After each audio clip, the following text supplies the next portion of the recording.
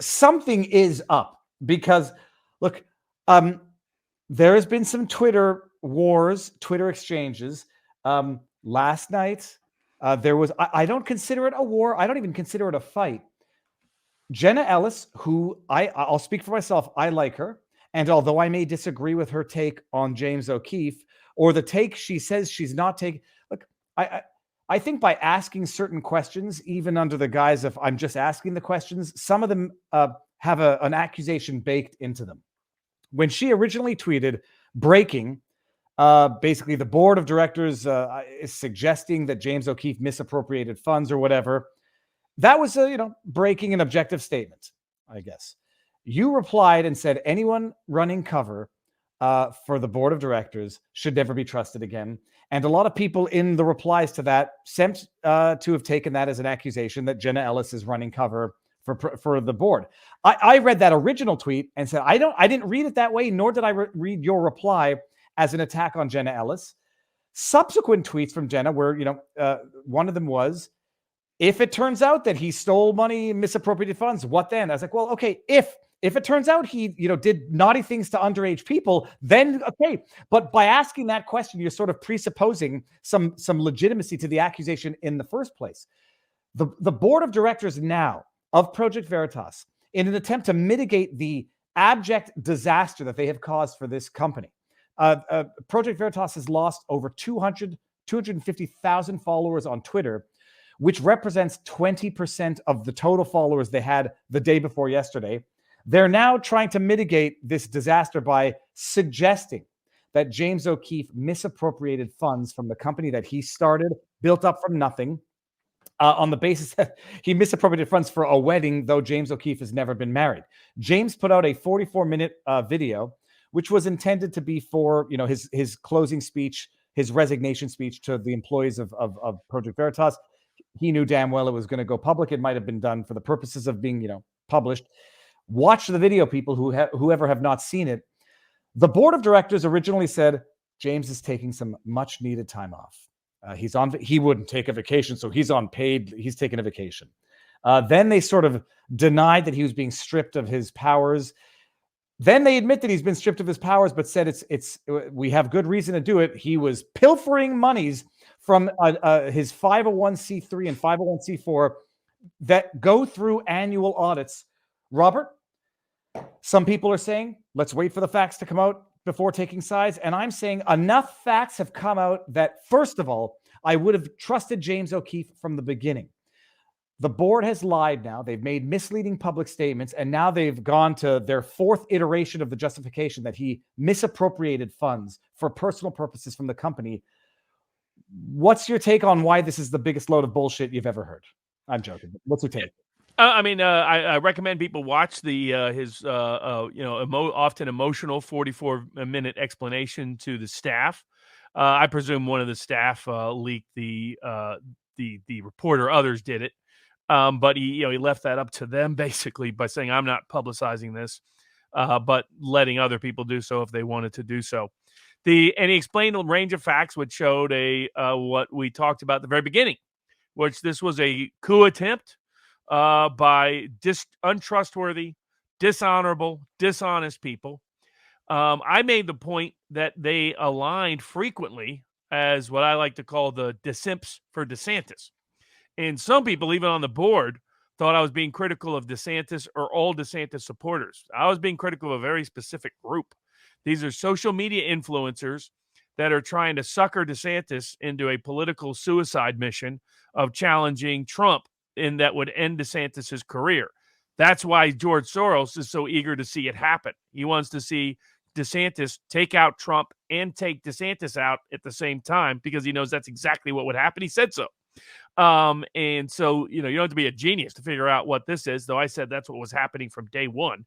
And these DeSimps for DeSantis are aligned with the board members that were engaged in the coup, including the leading member, Matthew Timbrand, who Steve Bannon, to his credit, has disowned and said he'll never have on again, nor anybody associated or affiliated with him.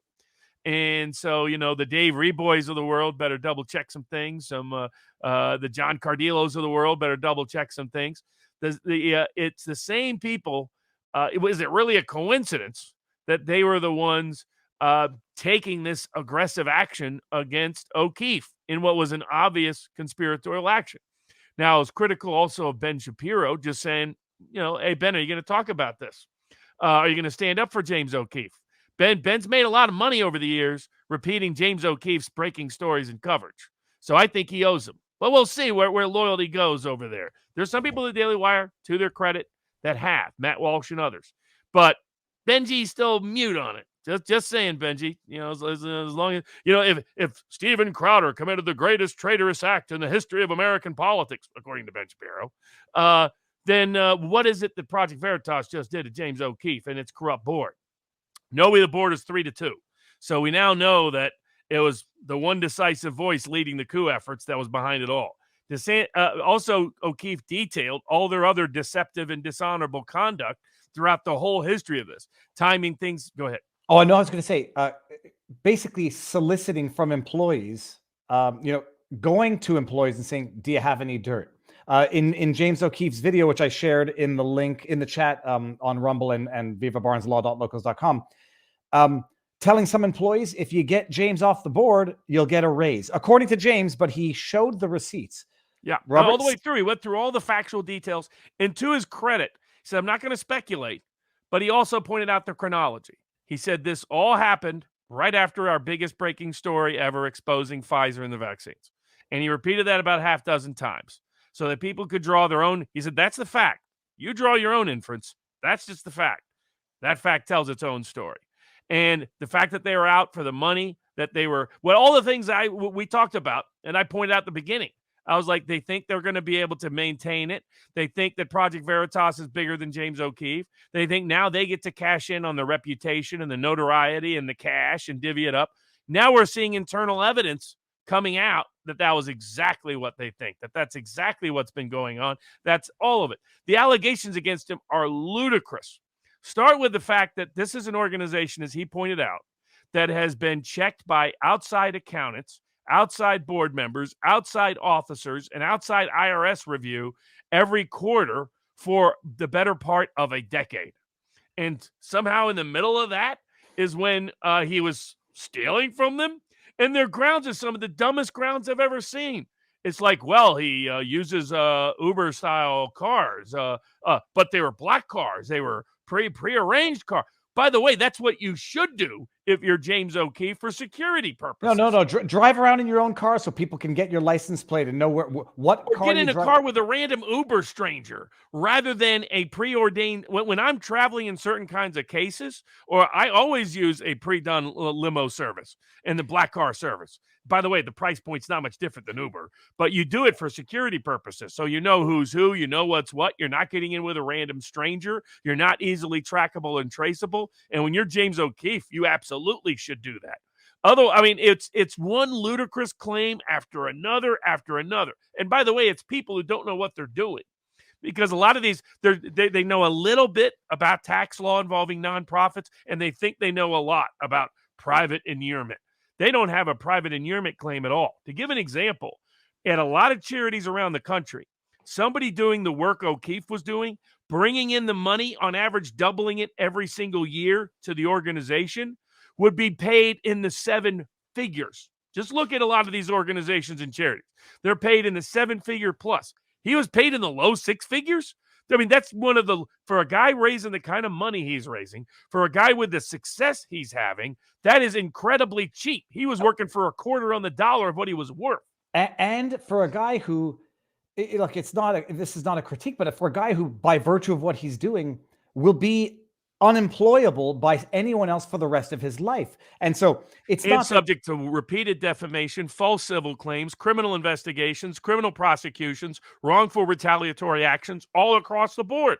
So, I mean, you look at that, I can tell you, if I was the key donor or board member, I would be saying he should be paid $2.5 million a year. He should be paid 10% of whatever the gross is, because he's at least worth that, given his productivity and the rest. I would have more security. I would have more private cars. I would have more of all of it. This guy was doing things. Why? Because one, that's how you make him most productive. You want to keep people happy. The reality is he's so cause-driven, he didn't care. He was looking for enough to make a good living, and to be secure, but by no means what he was worth. We were at the Miami event where they're like, oh, he wasted $60,000 on the Project Veritas event in Miami. Well, first of all, everybody there loved that event.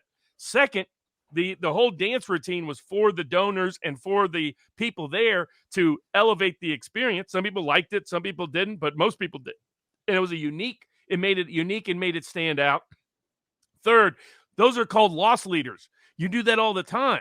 And so he knows what he's doing. These other people have no clue what they're doing. They're clearly incompetent as well as corrupt. Well, stupid and short-sighted. Yeah, it costs $60,000. That probably over the long run will generate $1 million in donations. My guess 2021, he probably raised 30 to 40 million. 2022, they're probably on pace to do the same. Probably up to 50 million. I mean, this is incredible what he has done. Nobody's done it in the history of journalistic nonprofits without corrupt corporate sugar daddies running the show. Now, who can sue the board? Beneficiaries can sue the board. Employees can sue the board. Other members can sue the board. Donors can sue the board. Other people that had expectation of contracts can sue the board. This board is going to get sued into oblivion. These people don't realize they just burned up their career in order to sabotage O'Keefe. And it is important that they be made the example of. They tried to make the example of James O'Keefe. It's important that this corrupt board, and that's why I was putting out the warnings to Jenna Ellis and the rest. You defend this board, and you keep defending this board. You can interpret her statement multiple ways. I was just sending out a broad signal. Anybody out there defending this board, some of us are going to come after you for time and eternity to remind the world that on a critical point, you were on the wrong side of that line. And we are not going to forget, we're not going to forgive, and we're going to hold the line. Because James O'Keefe is one of the great heroes of modern American politics and public life, restored credibility and integrity to journalism, exposed power corrupt wherever it was, Republican Party, Democratic Party, corporate people, other people, didn't matter, exposed it all. And he's someone that needs to be fought for and stood by. And that's why my friend Bobby Kennedy took him hiking just to let the world know where he stood. Well, I have a feeling they might have been discussing things as well, but who knows? And maybe that was a little warning, shot over the bow of Pfizer and other people. But Robert, people saying, hey, the board better have receipts. At this point, the board can even provide receipts that they think are receipts. They've now lied to people at least twice, maybe more. By what James O'Keefe went through at least a half dozen times. They either lied to employees, they lied to other board members, they lied to other donors. And because what you're talking about is just the lies they told to the public.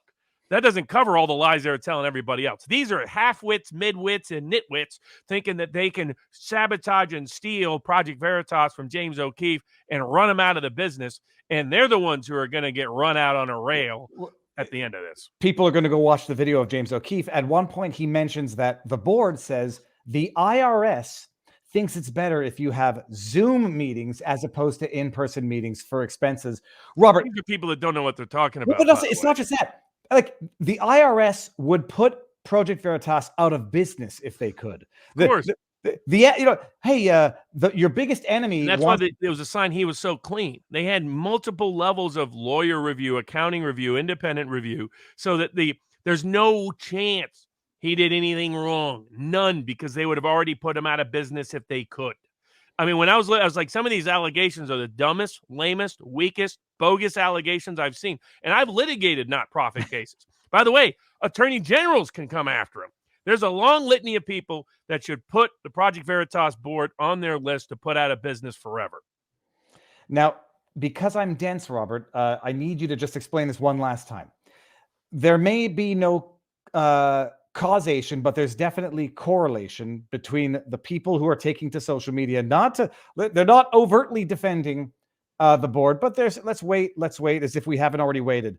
What is, again, the connection between the pro-DeSantis supporters and going after Project Veritas? What is the connection between the interests that might underlie those two actions, which seem to overlap? It's the main board member who led this, according to all published reports, is Matthew Timbrand, son of a Polish refugee who was trying to, hustle and grift in Poland before all this.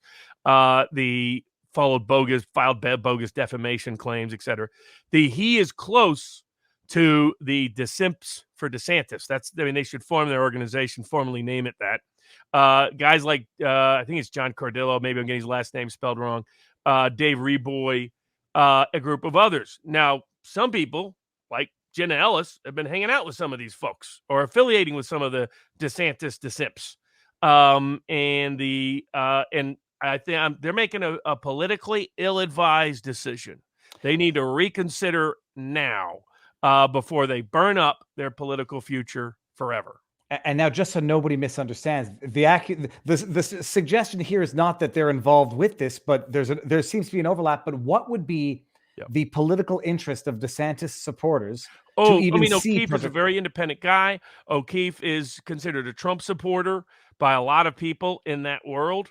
And it was a way to seize an organization to build a stronger, monetary and other ties to their associates and affiliates. If you could convert Project Veritas into basically an extension of the DeSantis campaign and an opposition to the Trump campaign, then you would be doing some people a big favor. There's some big donors affiliated with some of these folks that also have big pharma ties.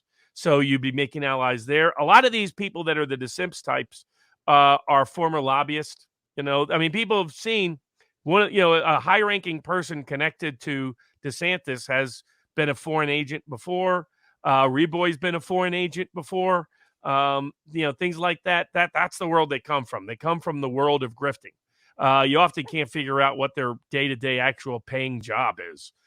So they have a lot of motivations to try to seize control over what looks like a money machine at Project Veritas. And they had to delude them. And then even if they killed it, there would be some people that would pay them off on the back end for the courtesy of doing so. So there's multiple ways they could monetize for their own personal grift and serve the institutional interest of some of those folks. And so maybe in this case, the DS of the DeSimps for DeSantis have another DS reference buried in there. All right. Well, Robert, that is an interesting sub-theory. Bottom line, the board done screwed up seriously. They've lied to the public. James O'Keefe showed the receipts, showed the text messages. It's shocking. And Project Veritas is done, I think. And we'll see where James goes, who he takes with him until 10x, whatever he was, maybe not 10x. He'll do exponentially better now, and he'll have learned some lessons. And James, if you're watching, listen to the wise words of Barnes and drop him a line. Okay.